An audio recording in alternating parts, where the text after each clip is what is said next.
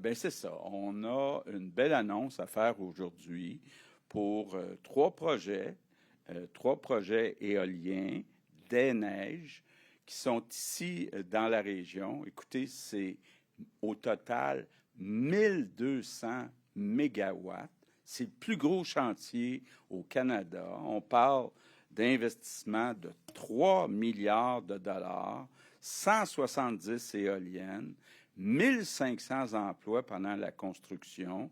Donc, c'est une bonne nouvelle pour Charlevoix, pour la capitale nationale, pour tout le Québec, finalement. Et ben, c'est le fruit d'un partenariat entre Hydro-Québec, entre Boralex, Énergie et les nations autochtones. Écoutez, je vais me permettre de prendre quelques minutes, vous parler un petit peu de comment je vois l'avenir d'Hydro-Québec.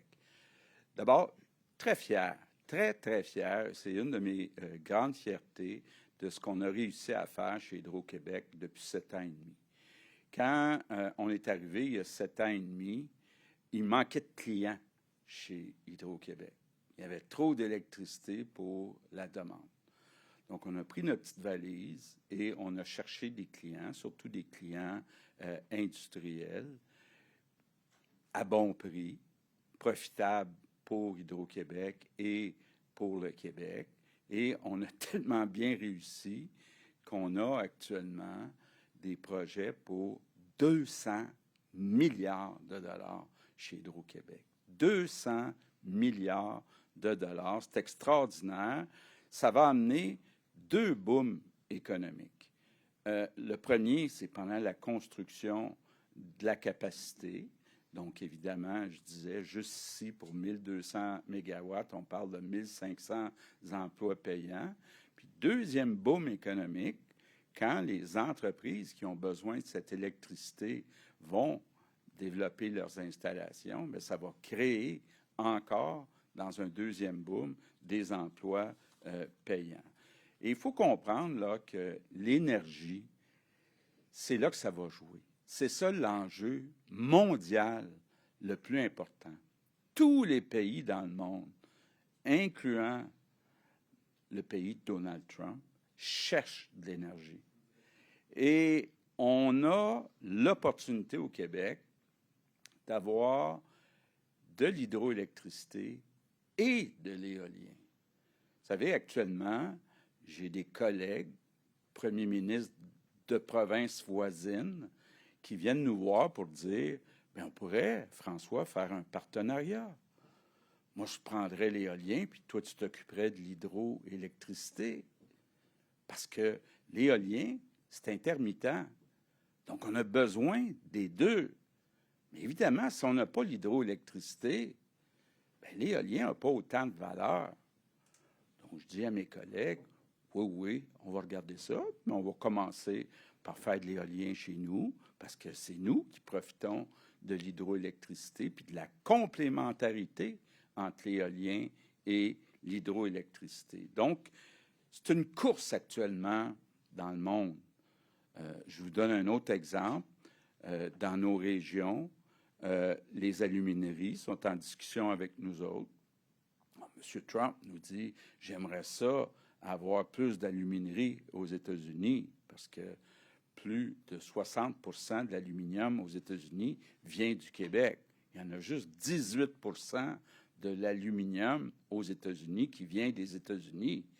Mais les Rio Tinto, les Alcoa, disent à M. Trump, ouais, mais on prend où l'énergie pour faire l'électricité? Puis là, je ne vous ai pas encore parlé de toute l'importance que prend le numérique, l'intelligence artificielle. Ça va prendre de l'électricité, puis les entreprises sont prêtes à payer le gros prix pour cette électricité. Donc, pour le développement économique de nos régions, il n'y a rien de plus important. Là, je ne vais pas mettre trop de pression à Claudine, mais il n'y a rien de plus important que ce que fait et va faire Claudine dans les prochains mois, les prochaines années. Moi, je pense et je suis convaincu que si on agit de façon intelligente, le prochain siècle, ça peut être le siècle du Québec au point de vue économique. Donc, je suis très fier de l'annonce d'aujourd'hui. On travaille pour nos enfants, on travaille pour les prochaines générations. Donc, bravo à tous les partenaires. Merci.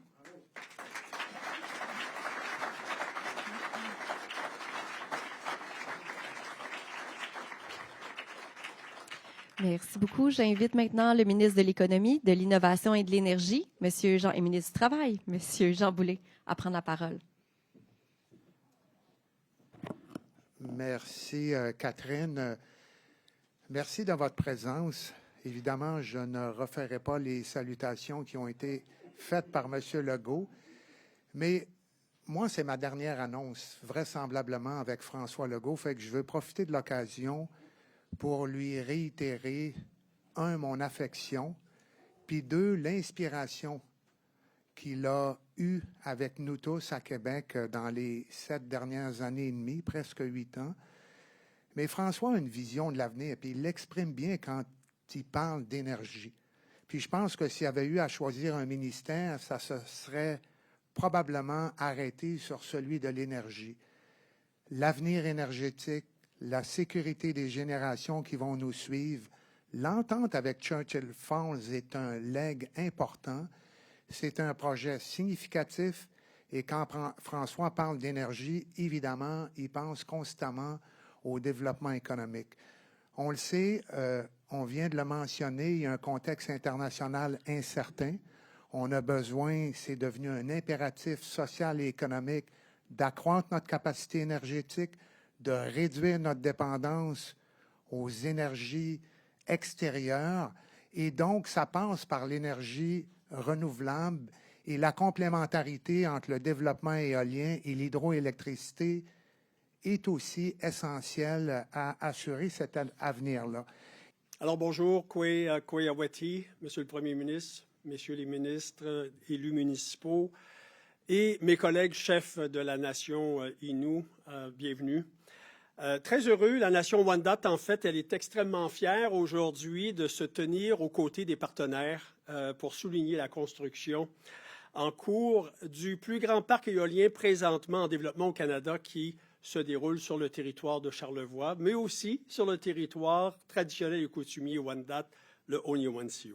Alors, ce territoire, on l'habite, on le protège et on le fréquente depuis des temps immémoriaux. Et ça demeure au cœur de notre identité, de notre responsabilité collective et de notre vision pour l'avenir.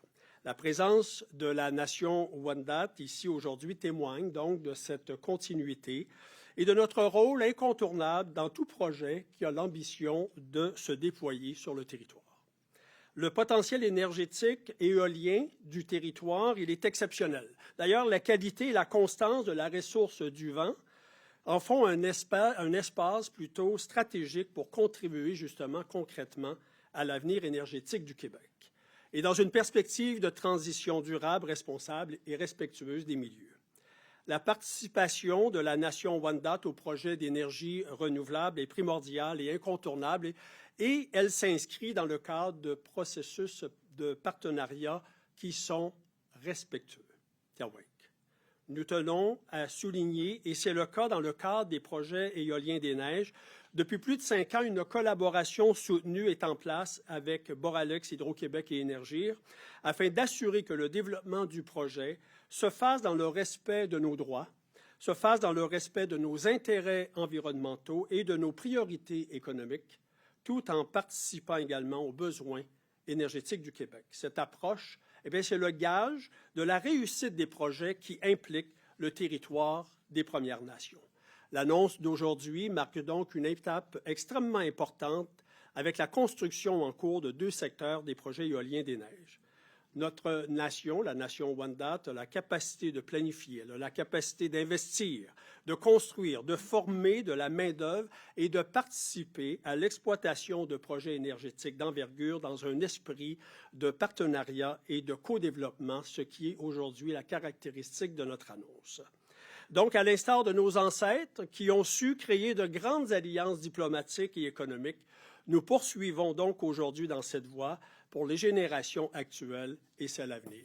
Tiawak, merci beaucoup. Bonne fin de journée à tous.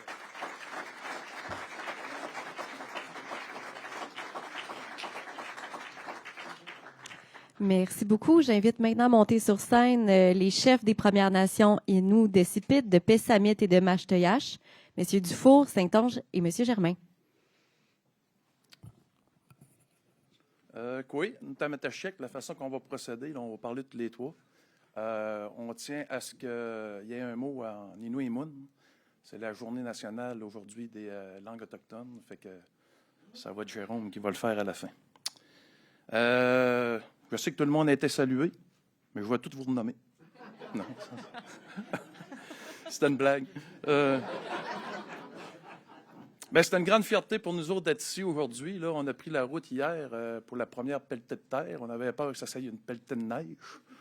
Hein? Il annonçait beaucoup de neige. Fait qu'on n'a pas pris de chance, on est parti hier. Cette annonce témoigne de notre engagement de bâtir des partenariats solides basés sur le respect mutuel. Pardonnez-moi de saluer l'ouverture du premier ministre, également d'Hydro-Québec sous la direction de Mme Claudine Bouchard pour les partenariats constructifs que vous faites avec les Premières Nations. Tenez jusqu'à maintenant, il faut que je parle de nos équipes qui ont développé une expertise incroyable dans le domaine éolien là, depuis plusieurs années. Une rigueur, un dévouement. Fait que merci. Là, je ne sais pas s'il y en a dans la salle, là, mais merci d'être là. Je vois Lauriane avec qui on a participé à un projet ensemble. Merci à vous aussi. Bref, le projet éolien des Neiges représente une occasion unique pour nos membres et générera des retombées économiques et sociales significatives, en plus de renforcer notre autonomie. Je laisse la parole maintenant à Chef Germain. Donc, Kwekwe, Kasinoitchek, Kunemel Welton, Tassinanoute Uten. Je suis fier d'être ici aujourd'hui là, au nom de la Première Nation des Pequawagaminut. Les projets énergétiques façonnent non seulement l'économie du Québec, mais aussi celle des Premières Nations et de leur territoire. Le projet des Neiges se situe sur Titino-Tiwet-Nusit, un territoire qui est partagé entre 3 Premières Nations, Innu, Sipit, Mashteuiash et Pessamit. C'est une réalité qui est importante de souligner puisque nous ne sommes plus à l'époque où les projets se faisaient sur nos territoires sans nous. Aujourd'hui, ils doivent se faire avec nous et en tout respect de nos droits.